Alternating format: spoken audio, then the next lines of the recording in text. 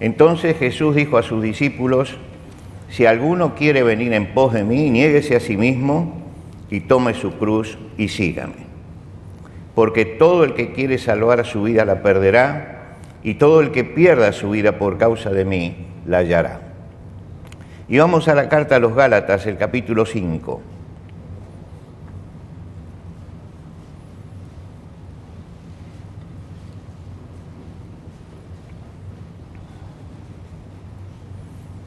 Versículo 16.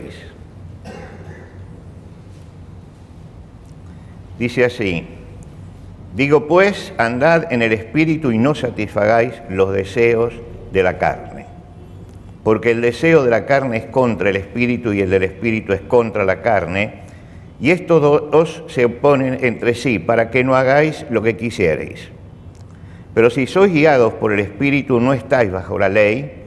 Y manifiestas son las obras de la carne, que son adulterio, fornicación, inmundicia, lascivia, idolatría, hechicerías, enemistades, pleitos, celos, iras, contiendas, disensiones, herejías, envidias, homicidios, borracheras, orgías y cosas semejantes a esta, acerca de las cuales os amonesto, como ya os lo he dicho antes, que los que practican tales cosas no heredarán el reino de Dios. Mas el fruto del Espíritu es amor, gozo, paz, paciencia, benignidad, bondad, fe, mansedumbre, templanza. Contra tales cosas no hay ley. Hasta aquí nada más en la lectura. El domingo pasado vimos el primer paso para avanzar en la vida espiritual. Entender a Jesucristo como Señor, con todas las implicancias que esto tiene. Él es la única puerta para llegar a Dios. Yo soy la puerta, el que por mí entrare será salvo. Yo soy el camino, la verdad y la vida. Él siempre señala que únicamente se llega a Dios por medio de Él.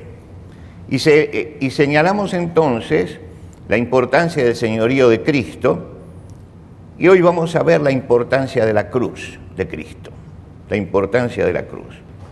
La cruz tiene relación con nuestra vida personal también. ¿Cuál es la importancia que tiene? ¿Por qué se enfatiza la cruz? ¿Qué relación tiene la cruz con nuestra vida diaria?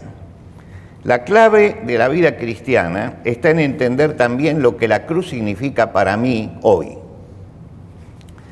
No podemos servir al Señor y vamos a ir de fracaso en fracaso si no entendemos ¿qué significa la cruz para el cristiano?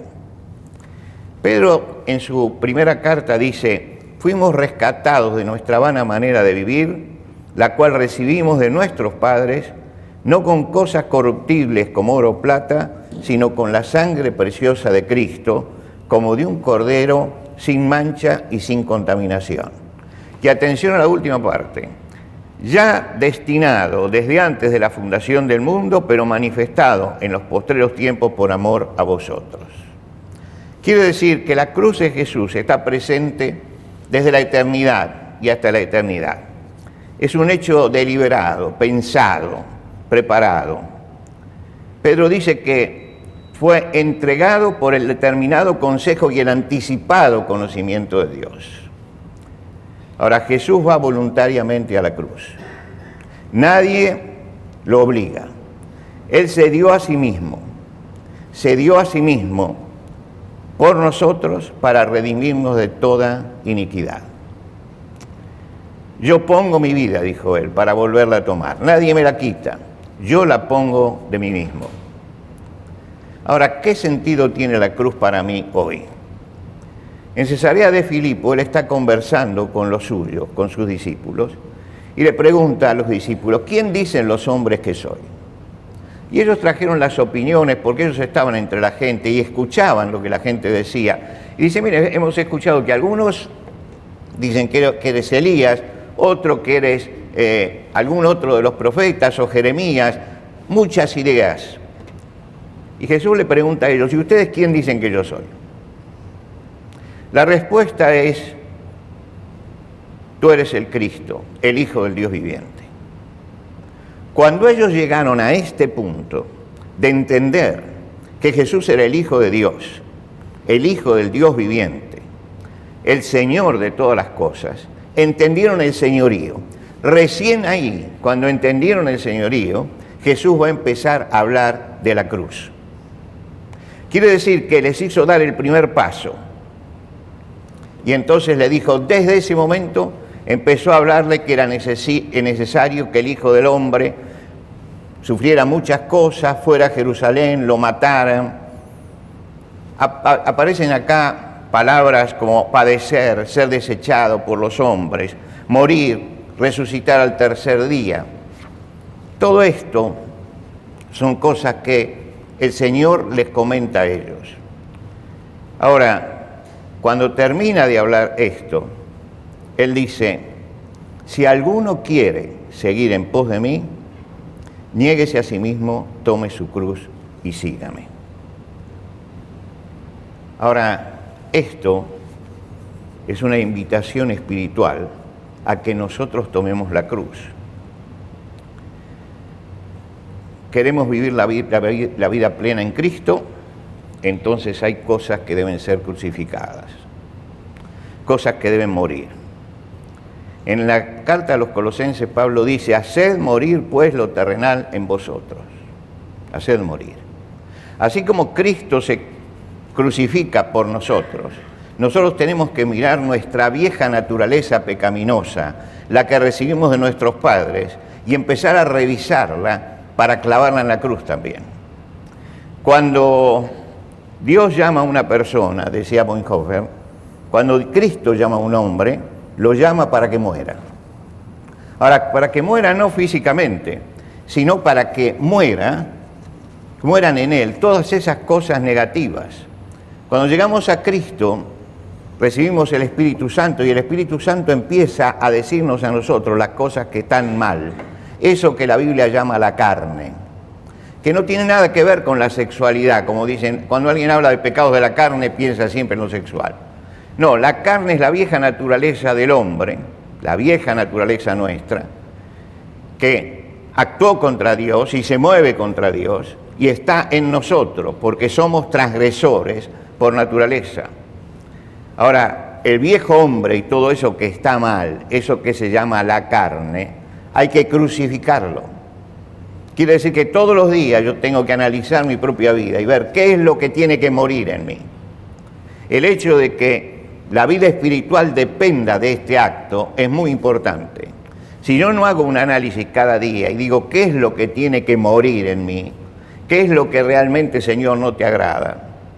Si yo no hago esto, si no crucifico al viejo hombre, y así como Cristo cargó la cruz voluntariamente, yo tomo esta cruz voluntariamente, porque el Señor dice, si alguno quiere venir en pos de mí, si uno quiere, dice, y tiene que analizar ¿qué? La lista de las obras de la carne. El apóstol Pablo habla de las obras de la carne y las podemos dividir en 4 partes. Los desbordes sensuales, que no tienen que estar en la vida de un creyente, adulterio, fornicación, inmundicia, lascivia. Dice, esto hay que dejarlo. La segunda, las desviaciones espirituales. La idolatría, la hechicería. Y cuando se habla de idolatría, no solamente se habla de lo que nosotros conocemos, un Dios se habla de que pronto podemos idolatrar a un deportista, podemos idolatrar a un político, podemos idolatrar una idea. Nosotros tenemos que cuidarnos de eso, de no hacer otro Dios que el Dios que envió a Jesucristo. Se habla también del deterioro en las relaciones. La carne es enemistades, pleitos, celos, iras, contienda, disensiones, herejías, envidias, homicidios. Uno dice, pero es lo mismo los homicidios. Todo nace de lo mismo. Todo nace de lo mismo. De la ira, de la contienda y todo eso que tenemos que ir sacando de nuestra vida y crucificándolo. Decir, esto tiene que morir en mí. Esto tiene que salir en mí. La carne está siempre en acción y va a seguir estando siempre en acción. Todos luchamos con eso. La carne quiere satisfacer esas cosas. Y cuando llegamos al Señor nos tenemos que dejar guiar por el Espíritu de Dios, dejarnos guiar por el Señor, permitirle el control de nuestra vida, realmente practicar vivir en forma práctica el señorío de Cristo, diciendo: Señor, yo no soy ya el que manda, sino tú. El apóstol Pablo le escribe a los Gálatas y les dice: con Cristo estoy juntamente crucificado y no vivo ya yo. Quiere decir que ya él había entregado su voluntad y el ministerio de él es fructífero por esto, porque hay una entrega de la voluntad. Lo que ahora vivo, lo vivo en la fe del Hijo de Dios, el cual me amó y se entregó a sí mismo por mí. Pablo no podía hacer la obra de Dios que hizo si no admitía la cruz en su propia vida. La propuesta de la palabra de Dios es: andad en el Espíritu y no satisfagáis los deseos de la carne. Andad en el Espíritu y no satisfagáis los deseos de la carne. Son dos cosas que se oponen: la luz y las tinieblas, el Espíritu y la carne. Son cosas opuestas. El fruto del Espíritu, dice, es otra cosa. Y acá hace una diferencia. La carne obra, es una fábrica de destrucción interna de la persona. El Espíritu fructifica. En la medida en que yo mato la carne, el Espíritu da frutos en mí. Es la contrapartida. El fruto del Espíritu tiene un contraste con las obras de la carne. Se manifiesta armónicamente como resultado de la presencia del Espíritu Santo en nosotros. Dice: gozo, alegría interior, paz, estado de serenidad a pesar de lo que me pase, paciencia, capacidad de soportar, bondad, aun cuando tenga que corregir o reprochar, lo hace siempre buscando el bien. Fe, la confianza en el Señor. Mansedumbre, el poder. Nosotros tenemos poder para hacer las cosas, pero lo tenemos bajo el dominio del Señor. Bajo el dominio del Señor. Mansedumbre es poder bajo dominio. Y templanza, el absoluto dominio propio. La ley no puede hacer nada de esto. Esto es el fruto del Espíritu. La ley hace todas cosas que son censurables. Cuando está el Señor en nuestra vida a través del Espíritu Santo va a hacer fructificar esto en nosotros en la medida en que entendamos que hay cosas en nuestra vida que tengo que crucificar y que esta es una tarea de todos los días. La característica de un cristiano que crece es que colocó la cruz en el lugar que le corresponde. La obra de la carne la condena a muerte y no sirve para él. Cuando realmente nosotros las obras de la carne las condenamos a muerte y decimos no sirve para nosotros, buscamos andarla bajo la dirección y guía del Espíritu, es cuando la vida cristiana empieza a crecer.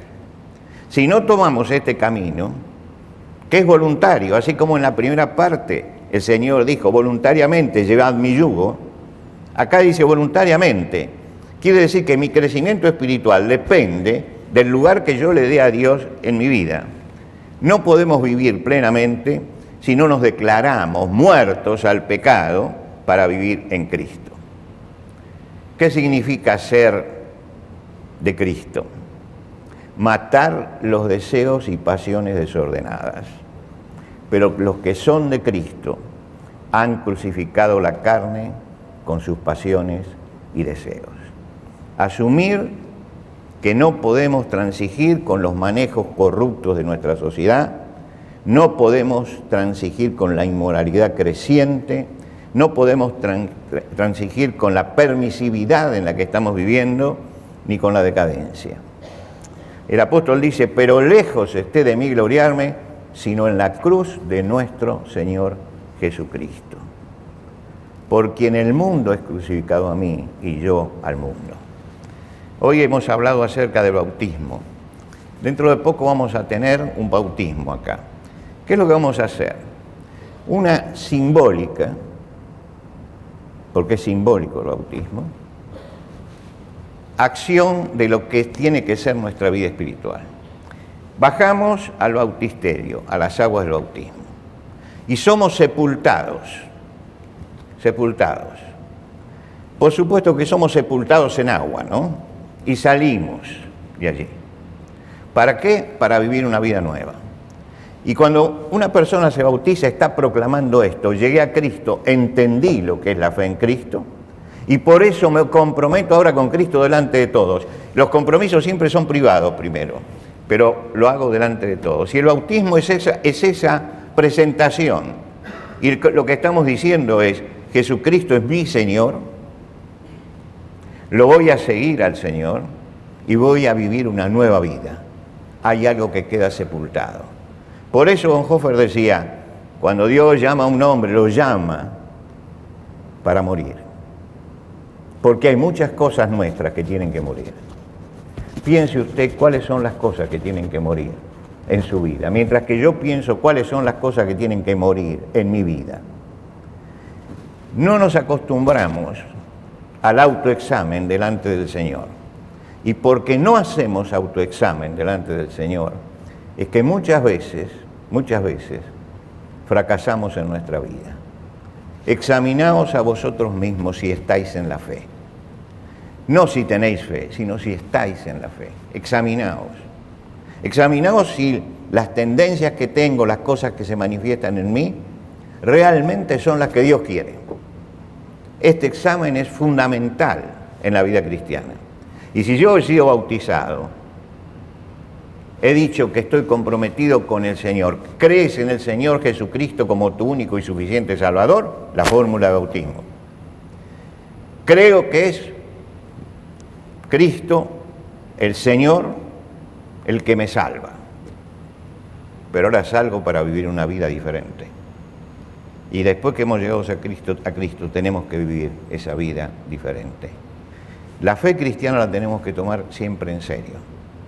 No podemos tomar livianamente las cosas de la fe. Hay gente que cree que el asunto de la vida cristiana es levantar un día la mano, decir soy cristiano, después entrar en el agua, pero que no me afecta en la vida personal. Y la fe afecta a la vida personal, afecta a la persona. Y por eso la cruz es importante, porque en la cruz crucificamos nosotros todo eso que es malo y que persiste en nosotros. ¿Por qué? Porque recibimos de nuestros padres todo eso. La herencia de la carne es esa. Y ahora tenemos que crucificar eso y empezar a vivir bajo la dirección del Espíritu Santo. La cruz tiene importancia de salvación para Cristo, pero tiene importancia para mi vida personal, para mi crecimiento personal. Por lo tanto, si di el primer paso y dije, creo que Jesucristo es el Señor de mi vida, el segundo paso al que me invita el Señor, después que entendí esto, como lo hizo en Cesarea de Filipo, después que los discípulos entendieron eso, el Señor dice, ahora, si quieres venir en pos de mí, toma tu cruz y sígueme. La cruz es la que nosotros tomamos. A veces usted escucha esta frase, ay, esta cruz que tengo, esta cruz que me mandó el Señor para correr. No, acá no está hablando de eso. Esas son las pruebas que manda el Señor. Es la prueba que manda el Señor. Está hablando de otra cosa. La cruz es aquello que yo tomo voluntariamente para crucificar. Nosotros cuando decimos, esta es la cruz que me mandó Dios, es decir, es algo que no quisiera tener, ni quisiera ver, pero como la mandó Dios, entonces la soporto. No es este el sentido. El sentido es que yo me acerqué a Cristo, lo acepté como Señor de mi vida y tomé la cruz, una cruz voluntaria, diciendo, voy a crucificar al viejo hombre. Voy a crucificar todo lo que en el pasado ha sido importante en mi vida para que mi vida sea una vida plena en Cristo Jesús. y todos tenemos que aspirar los cristianos a tener una vida plena en Cristo Jesús.